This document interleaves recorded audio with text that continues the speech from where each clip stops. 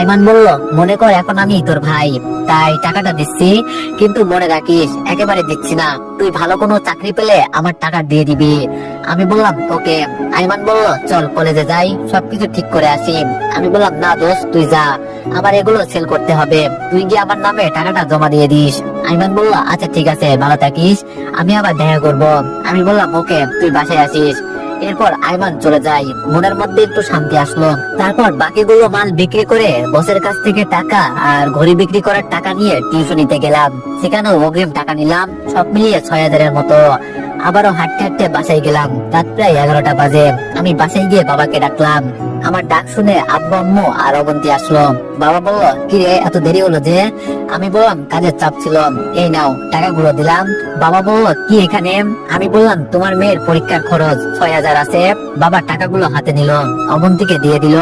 তারপর অবন্তী বলল, আব্বু একটা কথা বলতাম। বাবা বলল, মা বলো।